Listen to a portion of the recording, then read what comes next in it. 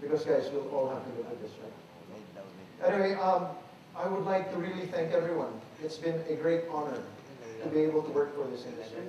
It's been a great honor to work on PEMC. It's been a great challenge to survive the first year. It, it's changed, I think, a lot of us through this whole process. But with that, we're there. The market is ready. The market is ready for turnover to the private sector industry. And again, I would, on behalf of PEMC, on behalf of the men and women who have been involved in this, and most of you have been, thank you. It's been a great experience, and really congratulations to everyone in the first year. Thank you. Thank you, Mr. Holmanen, for sharing with us your report on PEMC. As before, ladies and gentlemen, we encourage everyone to write down their questions on a sheet of paper provided. Our ushers will be going around collecting your questions that will be addressed during the open forum.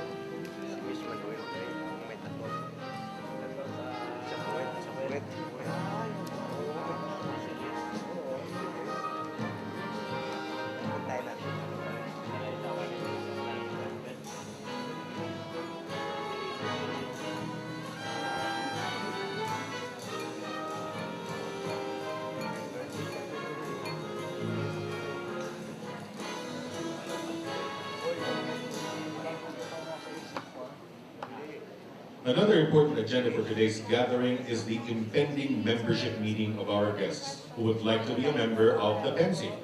To brief us on this matter, ladies and gentlemen, the Corporate Secretary of the Philippine Electricity Market Corporation, put your hands together for Attorney Selina R. Encarnacion. Good morning, everybody. I'm here only to make an announcement and confirm what has been mentioned by Secretary Reyes and mentioned also by the speech of our President, Lasse Holopainen. That on November 15, 2007, the chairman of the PEM board, Secretary Rafael Lotilla, has called for a special PEMC membership meeting for the organization of the regular PEM board and election of directors. This is pursuant to our articles of incorporation and bylaws. Now, what does this mean? Simply, it's the end of the interim period. You no longer have the DOE selecting or appointing members of the PEM board. The constitution of the PEMC membership would mean the following matters. The organization of the regular PEM board duly elected by its members. The chairperson gets to be appointed from the independent directors as elected. And approval and ratification of the transfer of market operator functions of the IMO. This is tied in together with the APR provision on the transfer of the market operation functions 1 year from the establishment of the WESM. And this too is replicated in our bylaws under Article 11 transitory provision, which says that upon expiration of the interim period, MO subsidiary shall be transferred to the IMO with the joint endorsement of the DOE and majority of the voting rights of the members upon undertaking a selection process. Now, what does it mean? There are two classifications of PEMC members. The individual members, they only become individual members only if they're nominated as such as director of the PEM board. The sectoral members are actually your corporations, you know all of them, belonging to the generation, transmission, distribution, and supply sectors. They become eligible to be a PEMC member upon registering as a direct WESM member. Now, what are the rights of the PEMC sectoral members?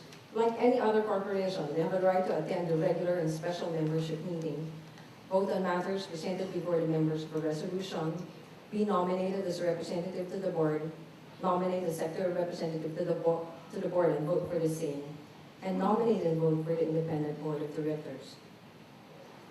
There are certain peculiarities in the PEMC membership that I think should attract your attention, and you should not dismiss it as a mere shareholder meeting, because it has to comply with certain requirements of the WESM rules. That means it should have a representative from the market operation, one representative from the transmission sector, from the supply sector, two from the electric cooperatives, two from the private distribution utilities, four from the representatives of generation sector, and four independent members. It is because of these that there are certain implications that actually the November 15 is just an end to the regular composition of the PEM board. Because prior to that, you already know your sectoral directors, meaning you already know your PEM board members for the generation, transmission, supply, and distribution sector. The elections will be determined with the prior nominations made by the members of each sector. Nominees are limited to the number of directors per sector as stated in the bylaws and WESM rules. The independent directors should get to know them during the membership meetings, and they are nominated and voted upon by PMC sectoral members at large.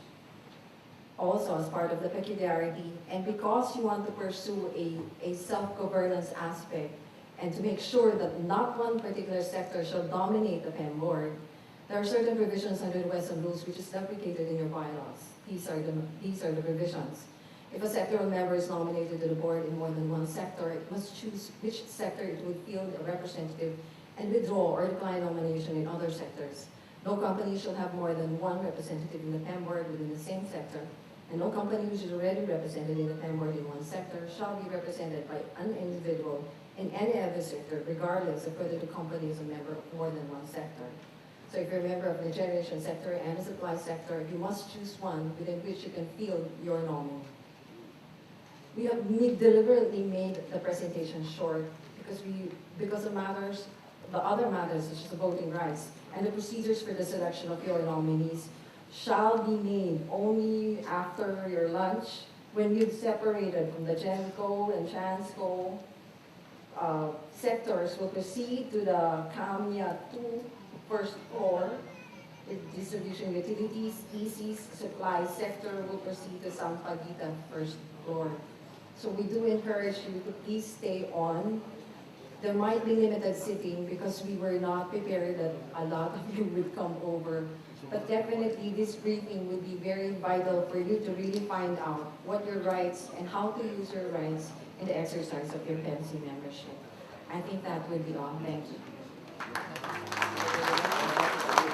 A warm round of applause, please, for the Corporate Secretary of the Philippine Electricity Market Corporation, Attorney Selina Encarnacion. Again, we encourage everyone to please write down your questions on a piece of paper provided earlier, and this will be collected by our ushers. And these will be addressed in the open forum which follows. The former is submitted to SO, and the latter to the bids. Consequently, the supply may in some time inadequate to meet the demand. In this case, there are pricing error notices due to under-generation and in real dispatch. SO will call these ancillary to normalize the system. As a suggestion, can the ancillary nomination be used by the MMS in order to prevent pricing errors?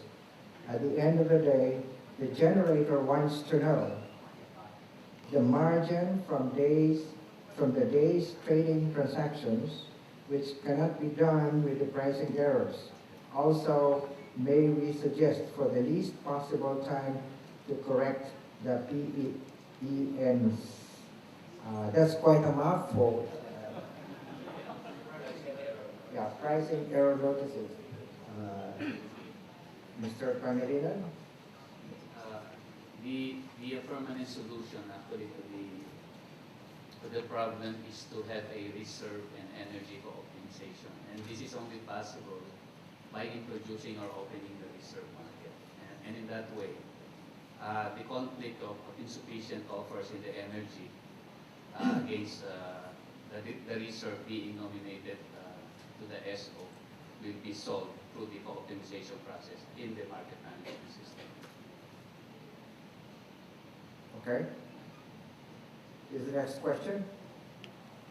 Capacity gap is around 30%.